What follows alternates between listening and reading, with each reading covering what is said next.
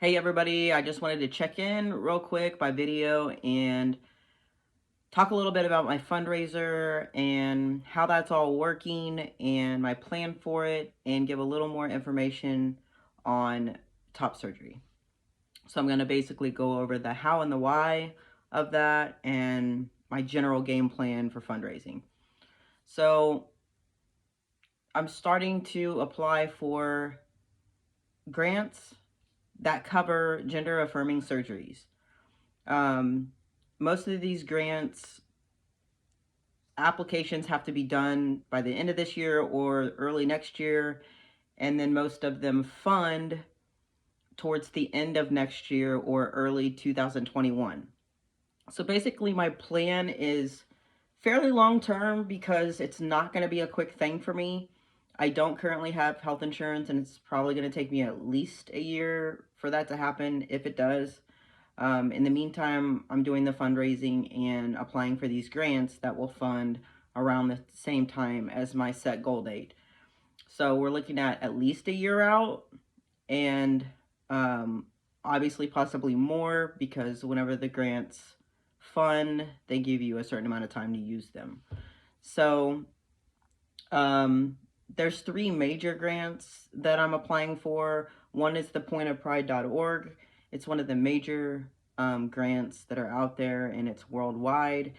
There's also Happy Transgender Center that does a pretty large one every year, and also the Jim Collins Foundation.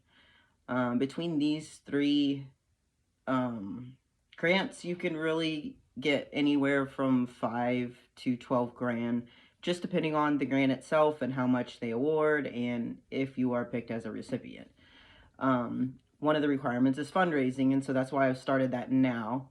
And it will go until about April of next year, my fundraising part. But it's going to be in parts, and like the first part is my comedy set. I wanted to have actual content for someone to grab up instead of just straight up asking people for money. That's not ever going to be super comfortable for anyone. And luckily, thank you, Jordan, for everything, because I have something to actually provide as a way to start my fundraising. So with that being said, I've got the comedy set that I'm doing a pay-per-view event for. That particular video will drop on Sunday, and it's my 5-minute set about my transition. A lot of interest in seeing the video was out there, so just going to make that part of my fundraising. And then if you're in one of those situations where this is just a bad week, or it's kind of like towards the end of the year and it's Christmas is coming, and like obviously our economy has not been stimulated much lately, and maybe you need to wait up till a later date, I'm going to do a small pledge period after the initial video drops and people who paid have got a chance to watch that.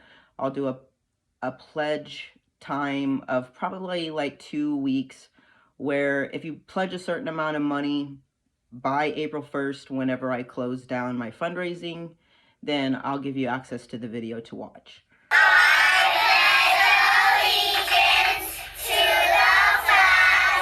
Everything that I make up front for the video pay-per-view, I'm going to be putting that in a CD along with a very generous gift I was given from my high school teacher and his lovely wife. I don't think they want to be named, but they are from my hometown, and they sent me a very generous gift just out of the blue, money for my transition, and I thought it would be the best way to use that by kicking off my fundraising. So thank you, Brookfield community. You are my heart. I know that I have a love-hate relationship with that place because of a lot of things I went through, but also all of the good things in my life come from there too. Facts are facts. It was not an easy place to grow up as a trans person, but it's also one of the reasons why I have such a loyal core and the values I have, and I feel it changing a lot, and I hope to be a part of that. So I needed to be very clear that that is my home, and I love everyone and the support that has always been surrounded by me from that place. It has always overweighed anything negative that has happened there by far. So I love you all. So now we come to the why. And everybody wants to know why someone would want to have gender affirming surgery. And the basic easy answer is because of gender dysphoria. Gender dysphoria is basically, loosely describing this, is basically feeling uncomfortable because you identify different from the gender that you were assigned at birth. So, without like a more complicated way to say it, I'm a man walking around with boobs and that feels uncomfortable. I know that's not really like necessarily the PC way to say it, and I don't necessarily even know how to make a cis person understand what that feels like. Anytime I've ever said, well, can you put yourself in my shoes, and what would it be like if you woke up and you were in the opposite gender's body, people honestly can't even grasp the concept or imagine it, even the most empathetic people I know. So if you can't imagine it, at least imagine how it feels to be in a position that you can't even imagine. Because trans people live with gender dysphoria in some way, shape, or fashion all the time, and other people cannot even imagine it. So that's a basic description of gender dysphoria and how it feels. Um, I know that I struggled a lot with it as a kid. It was confusing for me because naturally as a kid, you're just who you are. You run around, you play. I spent a lot of time playing with my shirt off, and it felt very natural to me. And it wasn't until later when I was told a few times, like, you're a girl, you really shouldn't be running around playing without your shirt on. Um, Not until then did I actually start wearing a shirt. I was starting to get older, and I wasn't like a small kid anymore, and people frowned upon it.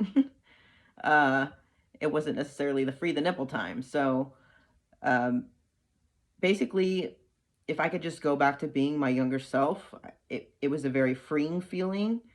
Um, I've always swam with a shirt on my whole entire life. There's a lot of things that about gender dysphoria that you don't realize is gender dysphoria until you have the awareness, the knowledge, and the verbiage for it in your brain.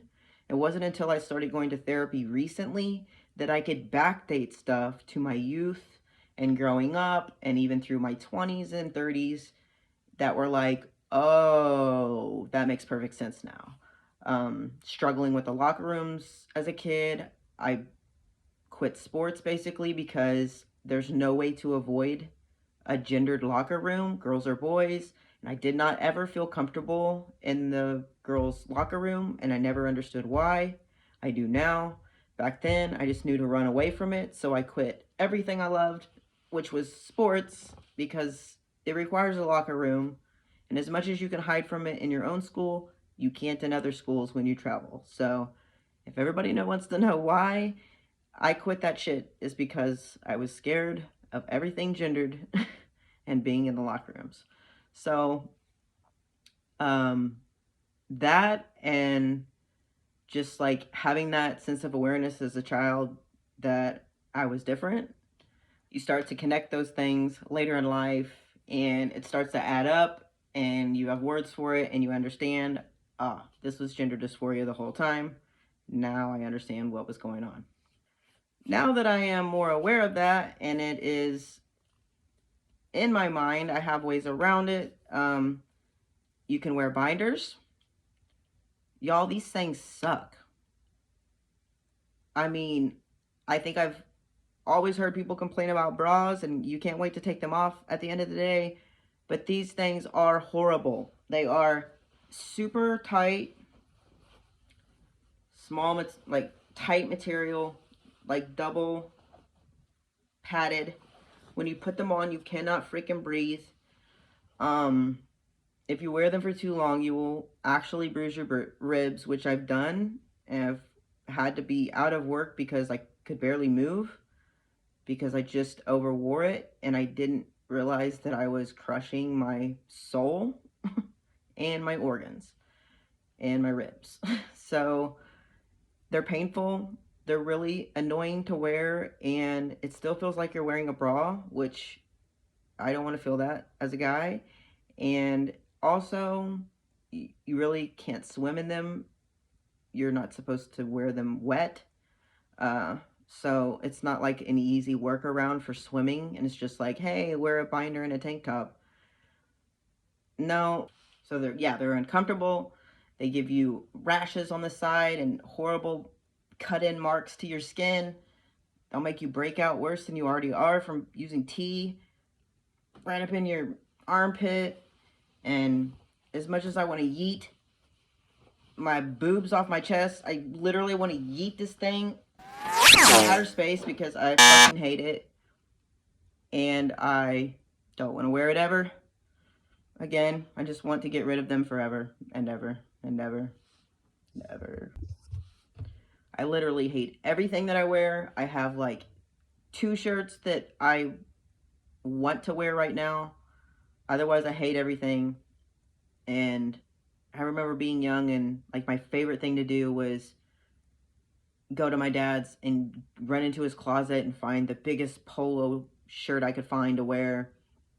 And I would go to school just drowning in his polo shirts. But I felt comfortable and it was very gender affirming, and it also hid my body that I did not want people to see. So instead of hiding, I would like to be free. I would like to jump in a swimming pool without my shirt on for the first time in my life. I don't ever remember doing that. And I just want to walk outside of my house and not have people look at me, call me sir, and then look at the one place I don't want them to look, which is down, because that's what people do. And then they like, oh, I mean ma'am, because they actually saw my boobs and I don't even want them looking there. So it's a very uncomfortable situation that I would like out of as soon as possible. Once you get top surgery, it is proven that social interactions are vastly improved because you are not hiding all the time and wanting to crawl into a hole and shrivel up and stay there because your body doesn't feel correct. So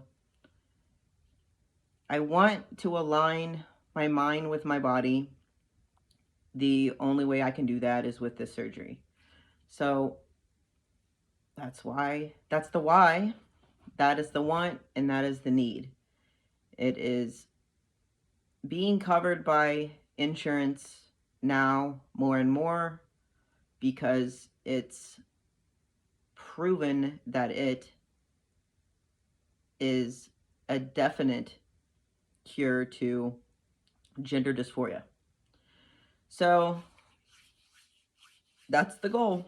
Thank you to everybody for listening to my little spiel tonight and for taking in all the information and giving me a safe place to feel vulnerable and tell my story.